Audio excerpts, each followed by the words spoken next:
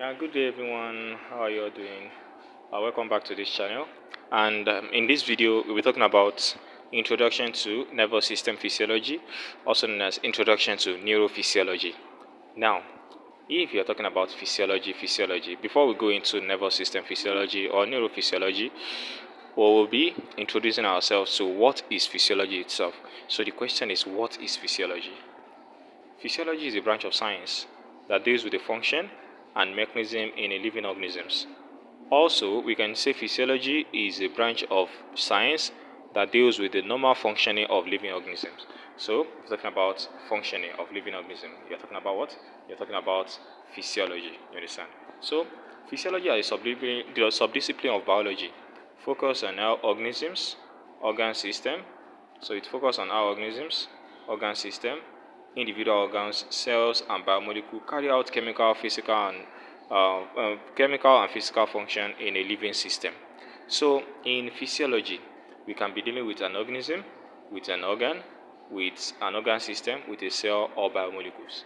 Remember that in a living organisms, in a human, for example, if you're talking about human physiology, we have 11 systems. We have the nervous system, which we'll be talking about today. We have the endocrine system. We have the circulatory system, the circulatory system, the excretory system, the respiratory system, the urinary system, the reproductive system, another system like that. So we're talking about the normal functioning of the system to carry out basic functional and the physical functional and the chemical function of living organism. You're talking about physiology. That is basically what physiology is studying. Normal functioning of what? Of a living organisms, of a living system. Now, we now have the subdivision of physiology. Now, the subdivision of physiology, we can classify physiology in many ways, different ways. It can be based on taxa that have been studied, and if we're talking about based on taxa that is being studied, it can be human physiology, animal physiology, plant physiology, microbial physiology, or viral physiology. So, how system function, how organ function in human, how it function in animal, how it function in plants, how it function in microorganisms, and how it function in virus. So it is based on the taxa that is being studied. You understand? That is the one of the subdivision of physiology. So we are done with this. Now the second one is based on what? Based on level of organization. Remember that in the level of organization we have the molecular level, the cellular level, the tissue level, the organ level, the system level, and the organism level. So we can be, if you're talking about how cell functions, you're talking about cellular physiology. We have molecular physiology, system physiology, organismal physiology, ecological physiology. And if we're talking about ecological physiology, what is ecological physiology itself? It is just a branch of physiology that deals with how living organisms interact with each other in a particular ecosystem which profound or which enhance their normal functioning. You understand? For example, how humans relate with plants. You understand? And every other living component that is within them. So that is ecological physiology within an ecosystem. So we have integrative physiology as well. So these are based on what? Based on level of organization. Now, we now have based on the process that causes physiological variation, based on the process that causes. So we have developmental physiology. Example of developmental physiology is, for example, you are studying embryology, how embryo or features, how they develop. What are the things that function in their normal development? You are talking about developmental physiology. Environmental physiology, just like ecophysiology as well, just like ecological physiology. We have the evolutionary physiology. That is for evolution. You understand? How does this particular organism leave this particular area to evolve into this? So these are ecological physiology. Now, based on ultimate goal of research, we have applied physiology and non-applied physiology. Example of applied physiology is medical physiology. An example of non-applied physiology is comparative physiology. Comparative physiology is just the comparison of physiology of two living organisms. For example, we can compare the organism of human with another mammal that is very, very similar to humans. So we can use the physiology of that mammal to study the physiology of human. You understand? So that's comparative physiology, like comparison. You understand? Comparative physiology. So basically, that's the reason why we always in physiology we always use lab rats to study physiology because they are having about I think about 80 or 90% stuff that is very very relating to human. You understand? So that is why we use lab rats. We can use cheetah, and other stuff like that. You understand? Now that is comparative physiology. So comparing physiology of living organism with each other so as to like solve a particular problem for research purpose. That is comparative and that's comparative physiology. We also have comparative animal physiology. We also have comparative plant physiology and other stuff like that. So that one we are less concerned about that. What we are going to today is what is nervous system physiology. Now, what is nervous system? Nervous system is the principal regulatory system. Now, look at that word, principal regulatory system. Are we trying to say that there are other regulatory system that is different from what? That is different from nervous system? Yes, there is. Because regulatory system is just the system that regulates what the basic function of living organism, you understand, of living system. So, talking about something is principal, it is the one that control all other regulatory system. And basically, I think we have two regulatory systems. That is the nervous system and the endocrine system. The endocrine system consists of hormone that is being released during when there is any occurrence inside the cell. Maybe the cell is trying to like when maybe the system is trying to like maintain homeostasis or stuff like that. Example of hormone is adrenaline is an hormone that is secreted by adrenal gland. You understand? We have the thyroid hormone, we have the parathyroid hormone. You now see all these hormones, which are the regulatory system, is controlled by another system, which is the nervous system. That is why we say it is the principal regulatory system. We have the hypothalamus, you understand? We have the thymus gland. So other stuff like that that is sitting inside the central nervous system is controlling the endocrine system. So that is why we say it is what? It is the principal regulatory system. So basically, nervous system is the principal regulatory system. Now, nervous system is very, very important. We use nervous system for almost everything in this life, for taste, for touch, for sight, for tickle, for temperature, for pain, for pressure, stretch, sound. You understand? That is, nervous system is basically controlling everything. How we feel these things, how we know that this one is bitter, how we know that this one is sour, how we know that this temperature is too hot. Nervous system controls everything. That's why we say it is the principal regulatory system. You understand? Now, basically, in the nervous system can be classified into two. We have the central nervous system and the peripheral nervous system. But before we talk about that, we know that if you're talking about system, we must have cell, we must have organ. You understand? Before we talk about organ, we must have tissue. Now, nervous system has a tissue. Those tissues are known as excitable tissues. You understand? Excitable tissues. And when we say something is an excitable tissue, which means, so I have excitable what? Excitable tissues. So excitable tissues are those tissues that are capable of what? Of transmitting electrical signals or of transmitting impulse. So basically we have two excitable tissues. You understand? We have two. Basically we have two. We have the what? We have the nervous tissue. So that is, let me represent that as NT, nervous tissue, and we have the muscular tissue. You understand? So the muscular tissue. So these are excitable tissue. They are capable of, you see this nervous tissue and muscular tissue, they what? They work together as well. You understand? Don't worry, we'll talk about that when we get to the transmission of impulse. You understand? Now, let's now move to classification of nervous system. Nervous system can be classified into two, basically into two. We have the central nervous system and the peripheral nervous system. Are you getting me now? The what? The central nervous system and the peripheral nervous system. The central nervous system is consisting of the brain and the spinal cord, while the peripheral nervous system consists of all the nerves that is either inside or outside of the brain. You understand? That's the peripheral nervous system. So we can have peripheral nervous system in the sense organ. You understand? It can be in the central nervous system as well. Now, the peripheral nervous system is now classified into two. We have the somatic and the autonomic nervous system. We have the what? The somatic and the autonomic nervous system. You see, the somatic nervous system controls voluntary action, controls voluntary skeletal muscles, while the autonomic nervous system controls involuntary, which we'll be talking about later. You understand? Because we're talking about the brain itself. You know, the brain is classified into this thing. We have the cerebellum, and the medulla oblongata. And we have different lobes inside the brain. We have the frontal lobe, we have the parietal lobe, we have the occipital lobe, we have the olfactory lobe, another lobe like that inside the brain that is sitting inside of the brain. What are the functions of this lobe? What are the things that contain? We are going to be talking about that later. Now, we just have to understand that the nervous system is classified into two. That's central nervous system and peripheral nervous system. The central nervous system consists of the brain and the spinal cord. Peripheral nervous system is all the nerves that is outside of the brain structure. You understand? And talking about the peripheral nervous system, it is two. We have the somatic nervous system and the autonomic nervous system. So the somatic controls voluntary, autonomic controls involuntary. You understand? While the autonomic nervous system is classified into two, we have the sympathetic and the parasympathetic nervous system. You see these ones, they are involuntary action. You understand? We have two types of involuntary action. We have the one that requires stimulus, and we have the one that doesn't require stimulus. Example of the one that requires stimulus, for example, heartbeat. You understand? Heartbeat, we have the diastolic, we have the systole. You understand? Heartbeat is an example of involuntary action. Heartbeat, you understand? It's an example of involuntary action. It does not require any stimulus, but it is controlled by the what? It's controlled by the nervous system. You understand? Another example is the one that requires stimulus. Example is the response to you touching a very hot pot. So let me say this is a pot, very, very hot, you understand?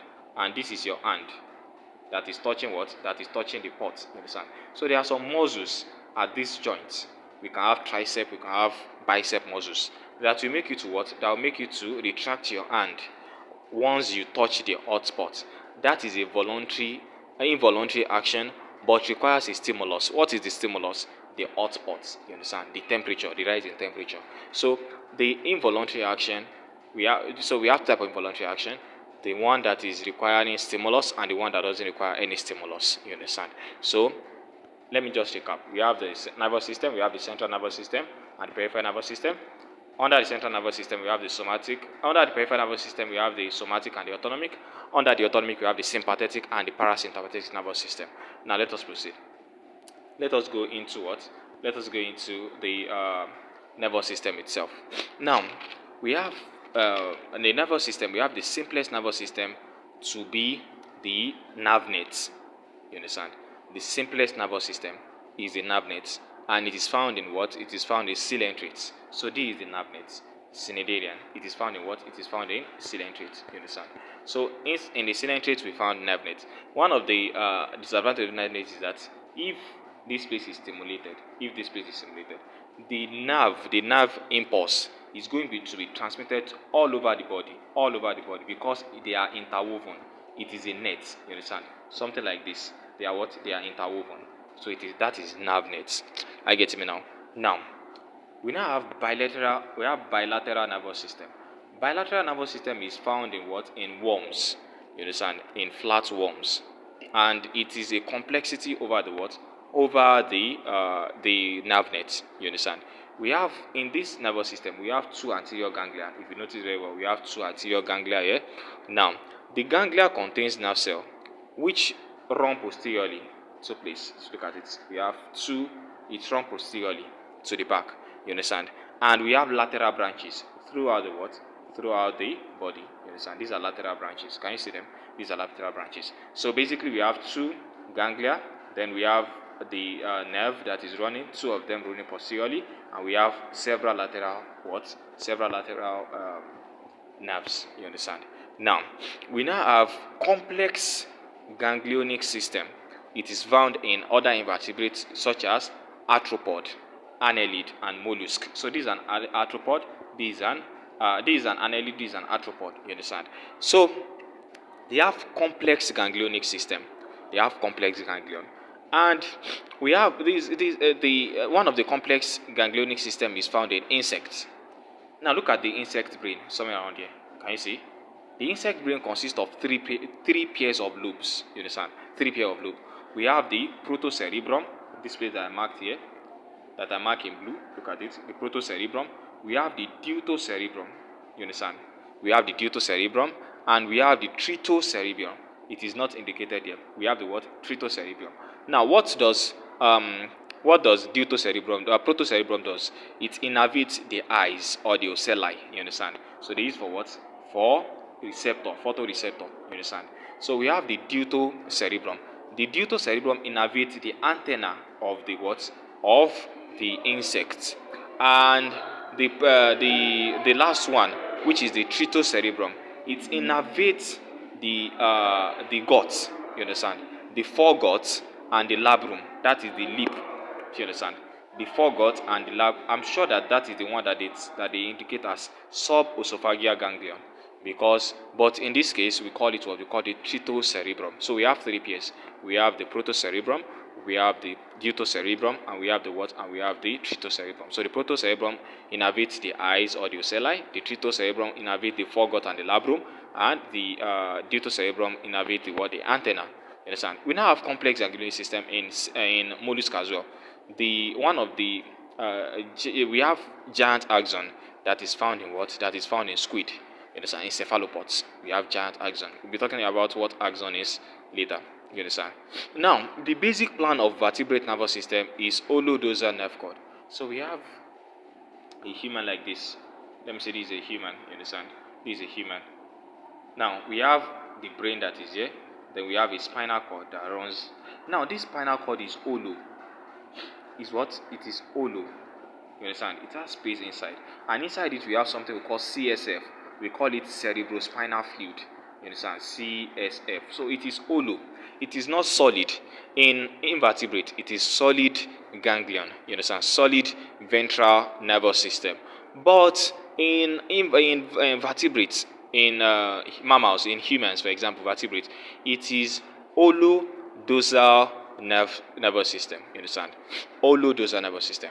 You understand? So that is what you have in the vertebrate nervous system. You understand? So this is just describing the classification of nervous system and other stuff like that. So what have we talked about so far?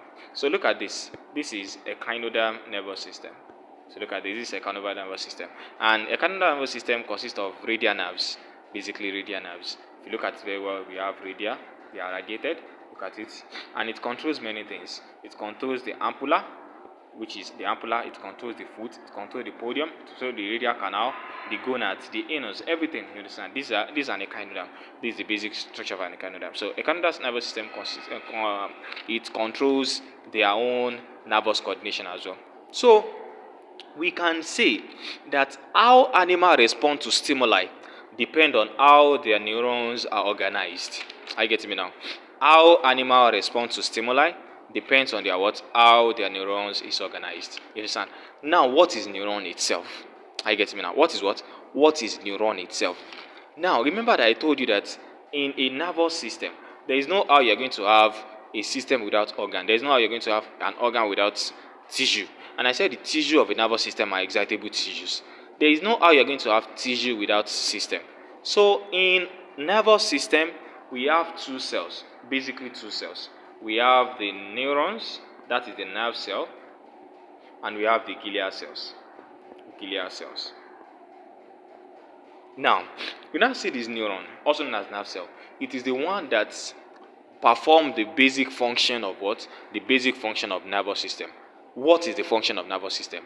Transmission of impulse. So, transmission of impulse occurs with the what? With the neuron. You understand? It is the one that functions as the site of transmission of impulse, either from the peripheral to the central or from the central to the peripheral.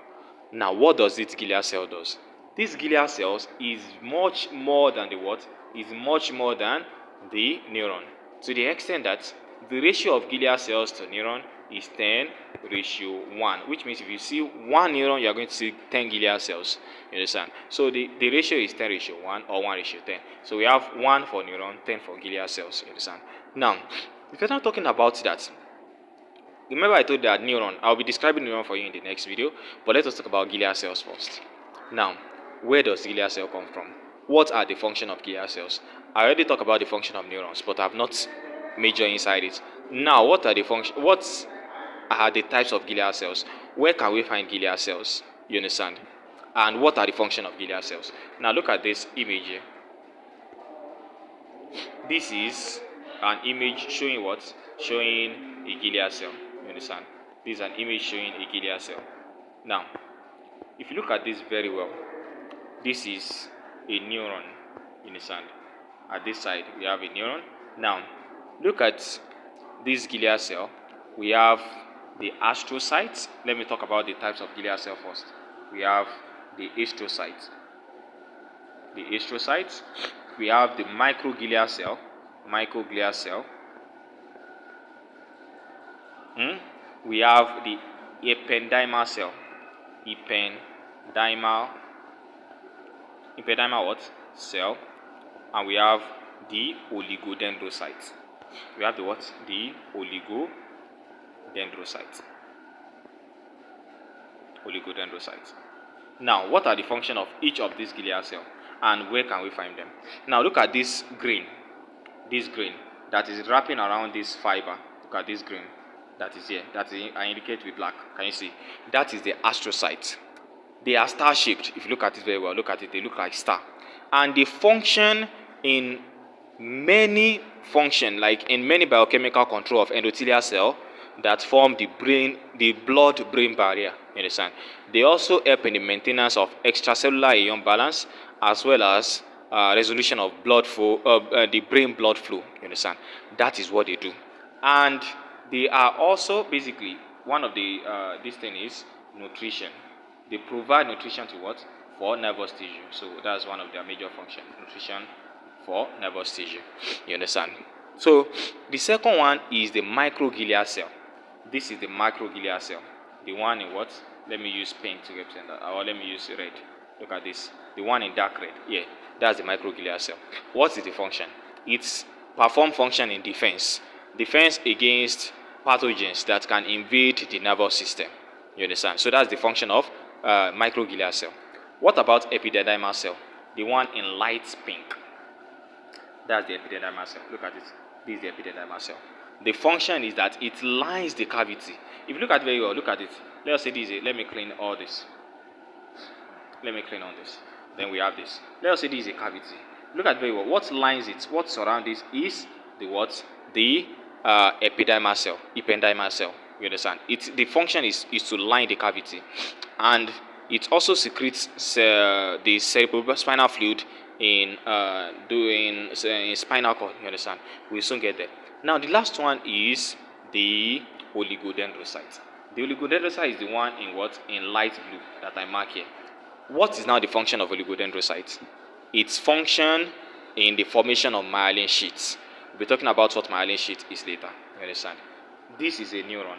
If you look at it very well, this is an axon. And all these ones that you see that look like cube, can you see them?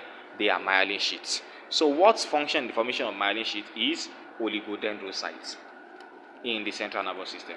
But in the peripheral nervous system, it is the Schwann cell. Oligodendrocyte and Schwann cell, they perform the same function. You understand? So what are the functions of glial cell? Provision of nutrition, defense against invading microorganisms, they line cavity, and they provide myelin sheaths.